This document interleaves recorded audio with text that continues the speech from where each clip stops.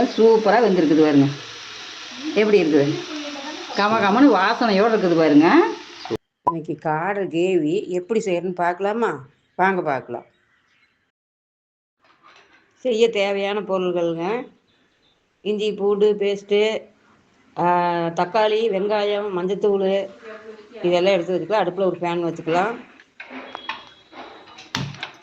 பற்ற வச்சு எண்ணெய் ஊற்றிக்கலாம். எண்ணெய் ஊற்றி சோம்பு போட்டுக்கலாம். சோம்பு நல்லா பொரிய விட வேணுங்க. நல்லா பொரியட்டும்.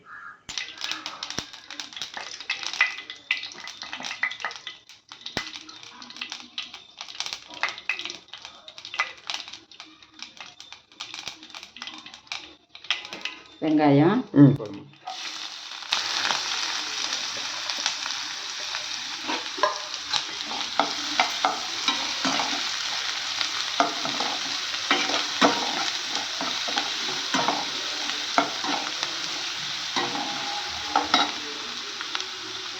இஞ்சி பூண்டு பேஸ்ட்டு,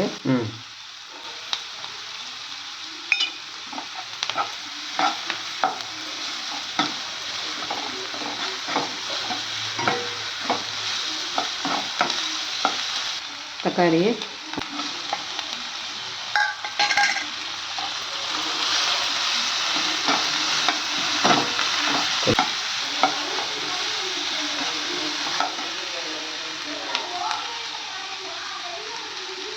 மஞ்சத்தூள்,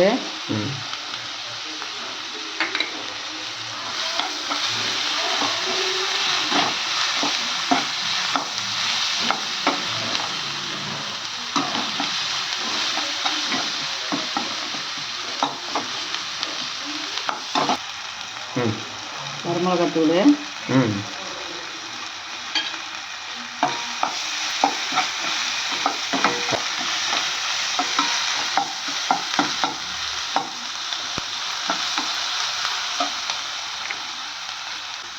மல்லித்தூள்,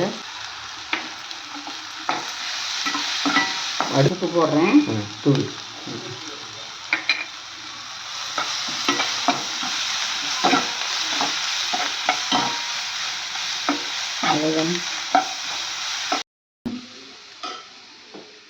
காடை ஆகட்டும், சிக்கன் ஆகட்டும், மட்டனுமே சரி, எதுவாக இருந்தாலும் சரி, இது மஞ்சத்தூளும் உப்பையும் போட்டு நல்லா கழுவி எடுத்துக்கிடுவோங்க. இது எடுத்து வச்சு போடும்போது தான் இதோட ஸ்மெல் எல்லாம் அதிகமா எதுவும் வராது, நல்லா இருக்கு நம்மளுக்கு. இது கொரோனா காலத்துல நான் செய்யறேன். கழுவி பண்ணுன்னு சொன்னாங்க. இப்ப அது வந்து நான் அதே மாதிரி பண்ணிட்டு தான் இருக்கிறேன். நீங்களும் அந்த மாதிரி பண்ணி பாருங்க, நல்லா இருக்கும். போட்டலாமா? போடலாம்.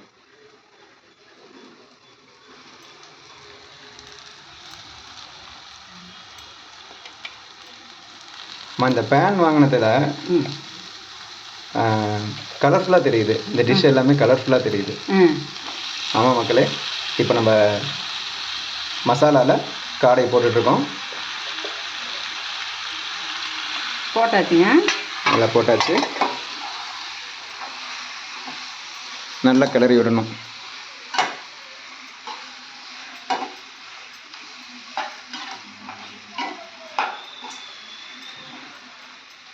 இதை மூடி வைக்கணுமாம்மா இல்லை தேவையில்லையா? மூடி வைக்கணும். மூடி வைக்கணுமா? மூடி வச்சு ஒரு 10 நிமிஷமா 1/4 மணி நேரத்துக்கு மேலே இருக்கணும். நல்லா வேகணும்ல. ஆமாம், அதனால மூடி வைக்கணும். மூடி வச்சு தான் நல்லா இதாகணும். ஓகேம்மா, கலர்ஃபுல்லாக இருக்குது, செமையாக இருக்குது. தண்ணி ஊற்ற போகிறீங்களா? தண்ணி ஊற்றிடுறாங்க. கொஞ்சம் தேவையான அளவுக்கு ஊற்றிக்கிட்டே போதுமா? தேவையான அளவுக்கு ஊற்றிக்கிட்டே போகுது. நல்லா வேகணும்ல, அதனால. சரிம்மா, மூடி வச்சிடலாம். சரிம்மா. இது அப்பப்போ எடுத்து கிளறணுங்க. விட்டுட்டோம்னா அடி பிடிச்ச மாதிரி ஆயிரும். வாசம் கமகமான இருக்குமா? வருதா? இந்த தண்ணியெல்லாம் சுண்டணுமா? இது ஓரளவுக்கு நல்லா கேவி ஆகணும். கேவி பக்கத்தில் ஆகும்போது தான் நல்லா இருக்கு. இது காடை நல்லா வெந்துடும். ஆமாம், இன்னும் வந்து மிளகுத்தூள் போட்டு இறக்கணும். அது வெந்ததுக்கு அப்புறம் போட்டுறேன். சரி சரி. மறுபடியும்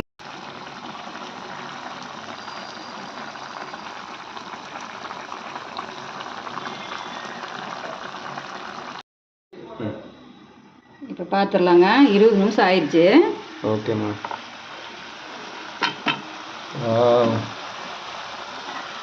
பாருங்க, வந்துருக்குது பாருங்க. நல்லா வந்து வேவி பதம் வந்துருச்சு.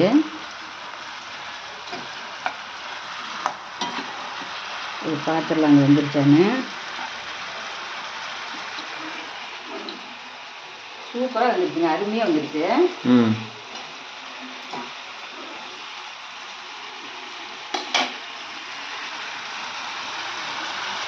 அதை போடுறீங்களா? ஆமாம்.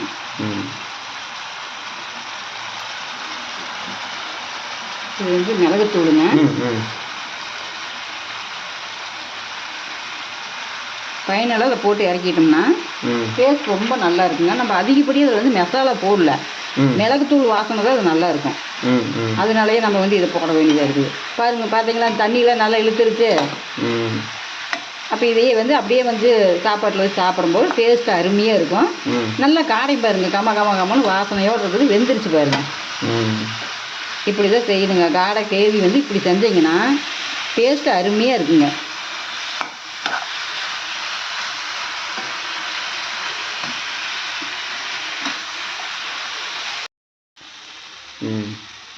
பாருங்க, அந்த தண்ணியில் வத்திடுச்சு.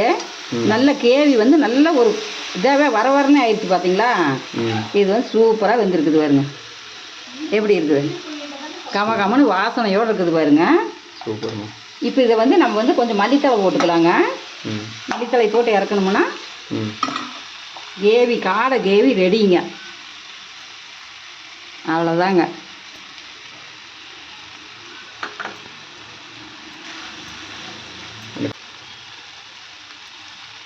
சுவையான காடை ரெடி ஆயிடுச்சு.